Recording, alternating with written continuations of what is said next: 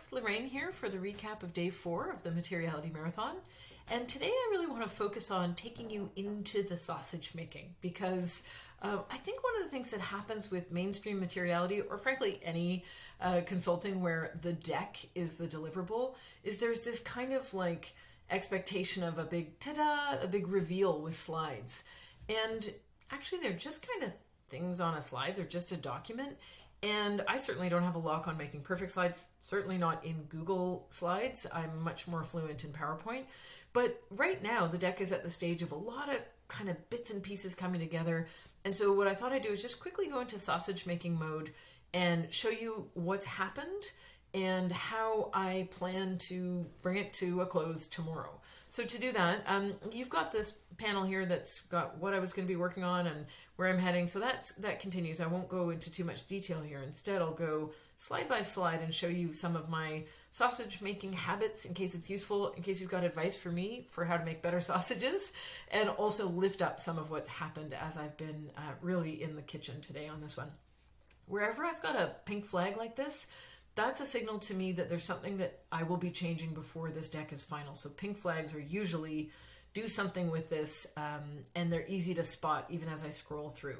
Empty slides are waiting for me to finish deciding. So for example, this one, am I going to have a separate slide on the business model?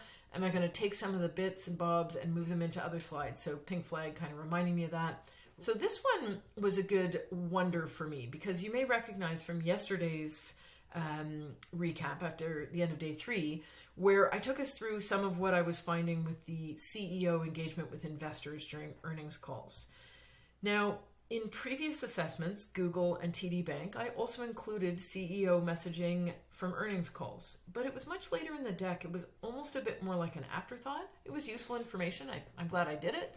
But I feel like with this assessment, the change in leadership and the change in tone and strategic signaling feels quite significant to the material that I could find, but also to the direction of the company and its ability to move into a space of being in service of life. So I'm actually thinking of making this earlier. So it's quite early on in the deck, as you can see. Then I move into looking at the company more broadly. And here, this is the way the company itself describes its kind of nuts and bolts, some of the key facts and figures. And I use that to reflect off the top, as mentioned yesterday. I really want to make sure I'm lifting up how and where the Global South is impacted and try to watch for either how Danone is talking about that or where something's missing that I feel like I can signal, hey, there's some gaps here, perhaps an opportunity. So along with that, I'm also using this slide right now and I'm still pondering exactly how to format it and explain it. But I'm using that to lift up some of the things that strike me as requiring further exploration. Like yesterday, I talked about the recycling finding. But bear in mind, this is how the company explains itself. Hey world, we're a company, we do some stuff. These are some quick facts and figures we want to tell you. But I'm a stakeholder from the outside, and I want to understand the company from my own perspective. Is it contributing to the conditions that enable life to thrive?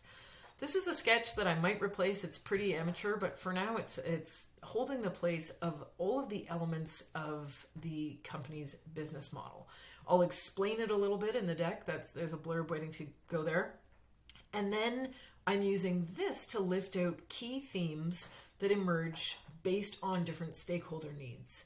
And so these yellow flags, they're yellow because that's content that I'm still developing. Those are kind of the rough nuts and bolts that I expect will be in the final version.